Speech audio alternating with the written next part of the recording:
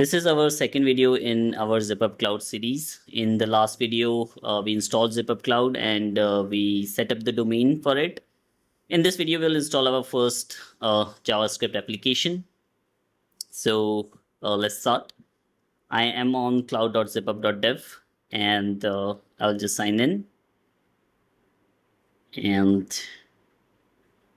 so I'll go to web apps. I'll create a new app. Let's call it Prison Break and create it. Okay, so this application is created. We'll set up a domain for it. Let's just call it, let's use the initials pb.zipup.dev and save it. Now let's go to this domain. We have not deployed any application yet, any artifact yet to it. But let's still try to open this thing. So we get a 404 page, and since nothing is deployed, it's expected. And once we deploy, we will get something here at pb.zipup.dev. Okay. So what we are going to deploy, we will deploy a JSON server. So let's just first understand what is JSON server. Let's just look at it. Okay, so it's a NPM package. It's used to create mock REST APIs using a single JSON file. And so it have like from this JSON file, it will create some APIs for doing CRUD operations. Okay, so we'll be doing that. We already have a repository for Zipup examples. So we have our examples stored here. You can go through the examples from this repository. And so we'll just clone this repository and we'll deploy the application. So let's just go. So if you look at this, we don't have anything as of now here. Okay. And so we'll just clone this repository. So let's just clone this thing. Okay, it is cloned.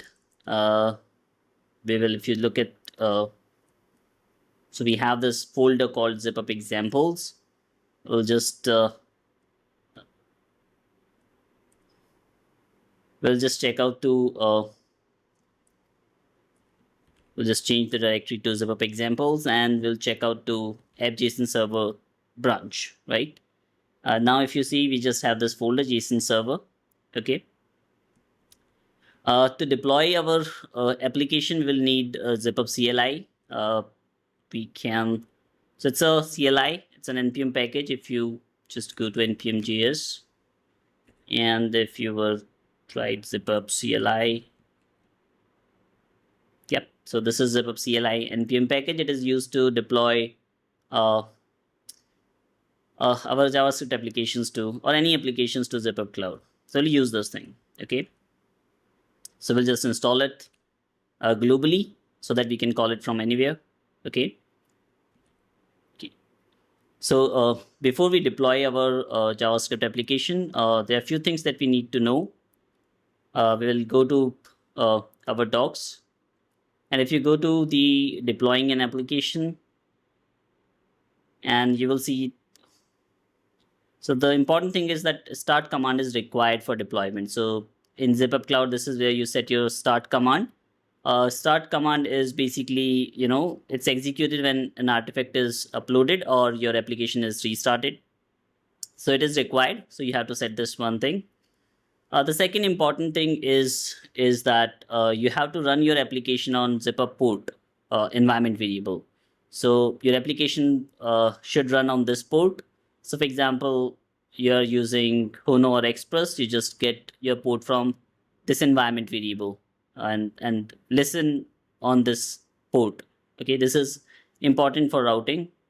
Okay, so that's two things. The last one, very important thing is that if you want to persist some data across deployments, you should use the / data directory, right? So this is important, right? You want to persist some data, store it in / data directory. Okay. Now let's come and let's just understand our code base a little bit.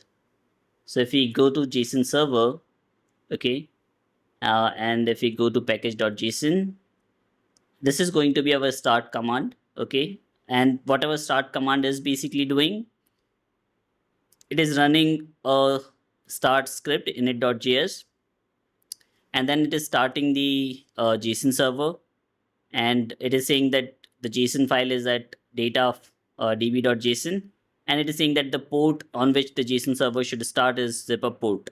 Okay, so let's first understand what is this node init.js. First of all, let's look at db.json file, right? So this is our db.json file. Once we give this db.json file to JSON server, it will automatically create all the APIs, CRUD APIs for us. So what we currently have, we have two resources. One is the inmates, the prison inmates and the prison guards. So the prison inmates, like there are 3 prison inmates, and then there are 2 guards. So we'll get APIs like /inmates, and we can get the inmates, we can update the inmates, insert an inmate, okay? And similarly, we can get or update the guards, okay? So we just have to provide this db.json to JSON server, and JSON server will create APIs for us. Now, the important thing is that this db.json, when it is deployed, the application code is a read-only code, right? You cannot modify. So if we tell our JSON server that our db.json is not in data, or it is in it's in the current folder, then it will not work, because it will not work because the application code is read only. You cannot modify it. And as I mentioned, that if you want anything to be modified or you want to persist it, you have to put it in the data directory. So it persists it, and you can update this code as well. So this db.json should be in the /data directory, and that's why this init.js script is what it does. It checks that if this file exists in the data directory or not. If it does not exist, then this one is you replace this thing. So you will just copy this db.json from local, and you will put it in the /data directory. So this is the small script. If it does not exist in the data directory db.json, then just replace this thing. So that's the logic that is there.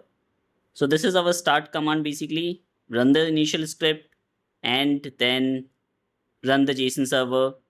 The JSON file is that /data db.json, and the port on which you should run the JSON server is the environment variable zipup_port. Okay, so I think that explains the code base. There's nothing else here. Okay, so first we have to set up the start command. So it is in our script section. So we can just set the start command as npm run start. Okay, you might have noticed that the app has moved from draft state to ready state. This is where you can deploy. You cannot deploy if you do not set a start command. Now we need the config, zipup.config to deploy. So we'll just download it. So this is downloaded, and I will just move it to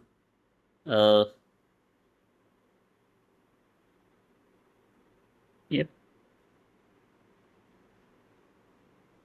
to JSON server.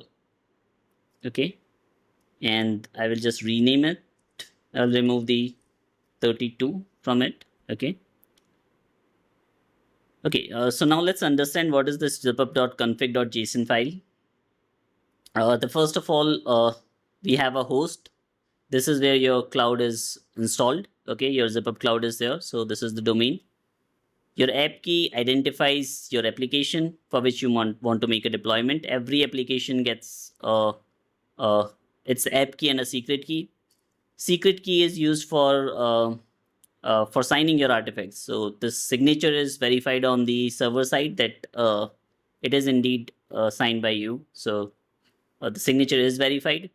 And then we have an ignore pattern. So this is basically used to ignore files. For example, you don't want to ignore something from your uh, from in your artifact. So for example, you're saying that your build folder is JSON server, but you don't want to include zipup.config.json. So you can add the files that you want to ignore from the artifact that is being uploaded.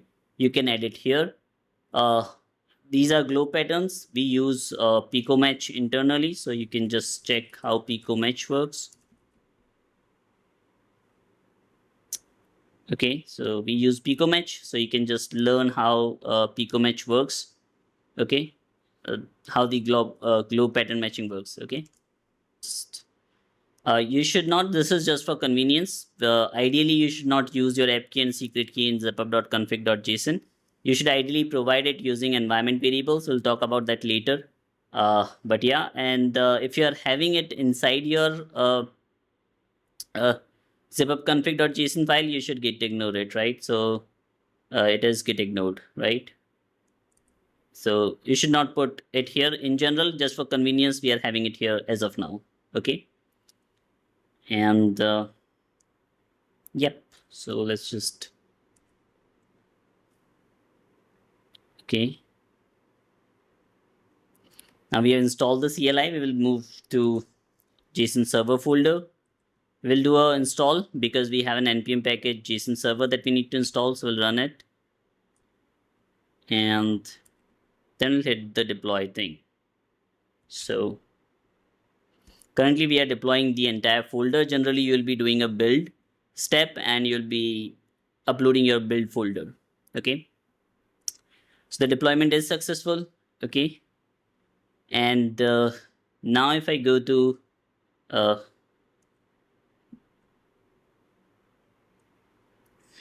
prisonbreak.zipup.dev, we should not get a 404. Okay, now we are getting this JSON server.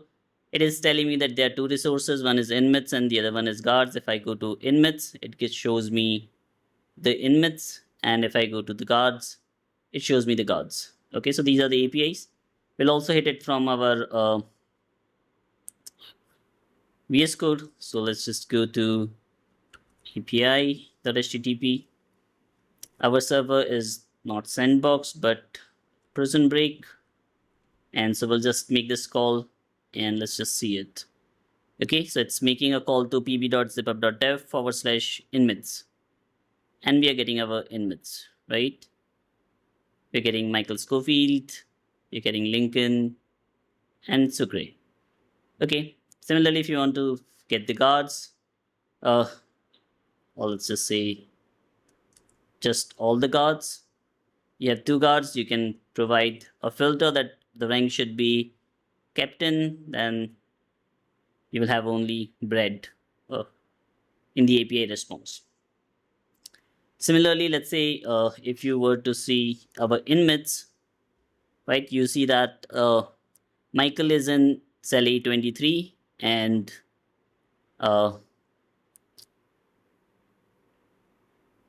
Fernando is in cell A24, and we want to move Fernando in the same cell as Michael Schofield so they can plan for escape. So we'll just say that the inmate with the ID 3 should update the cell to A23, which is same as that of Michael Schofield. So let's just send it. Okay, it is updated. If you see our inmates, Michael is in A23 and Sucre is also in A23. Okay, so the APIs are working fine. Okay, so that's it for the first part of it where we deployed our application. Now we will make some changes in this application and we'll deploy again.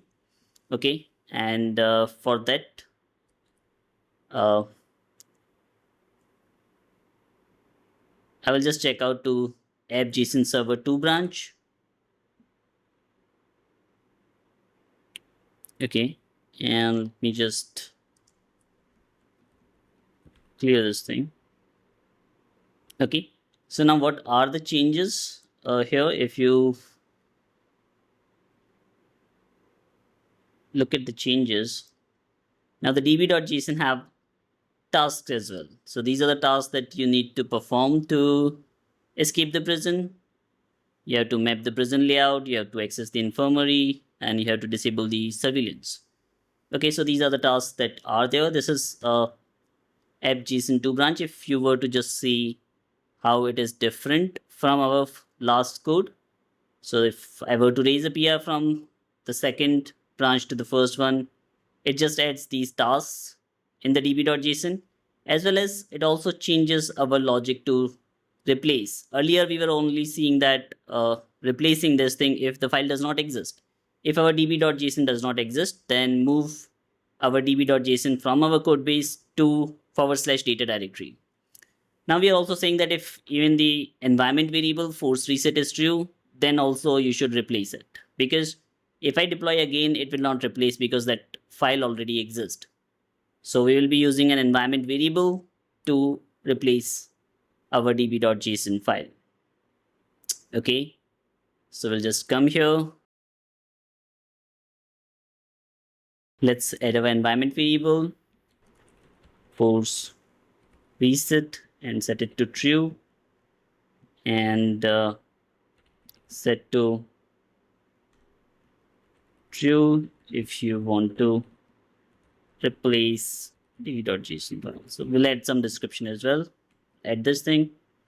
So environment variable is added, and similarly you can add secrets as well if you want. Environment variables are stored in plain text. Secrets are stored by encrypting them at rest. Okay, so this is not secret, so we are storing it in environment variable, and yeah, I think that should be enough.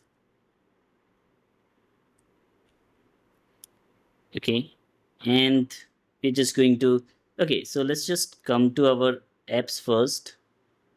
This is pb, and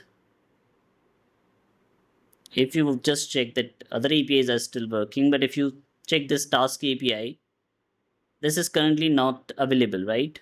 So once we deploy, this API should be available to get the tasks. Okay, and we'll deploy it.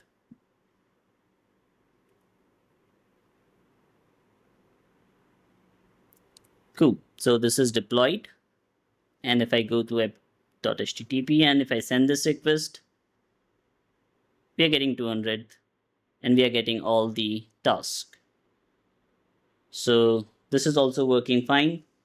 And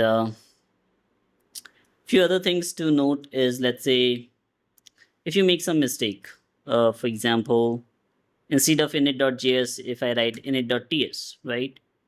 Now there's no such file like init.ts, right? And if I were to just deploy again, right?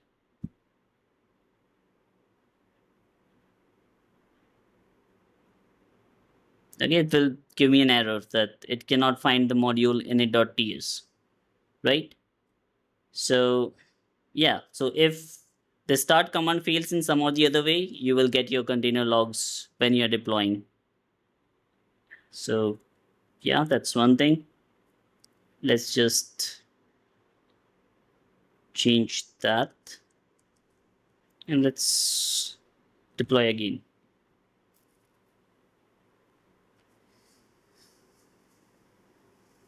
Okay, this is working.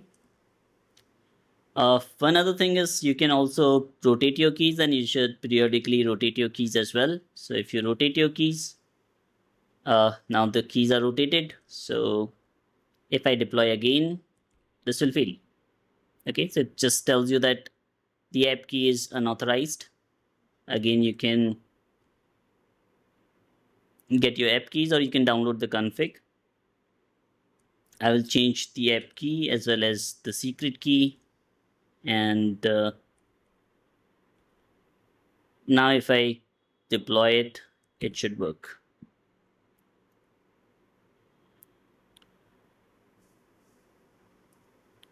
Okay, so this is successful. So yeah, this was about deploying your application, and some other things that to note about Zipup CLI is that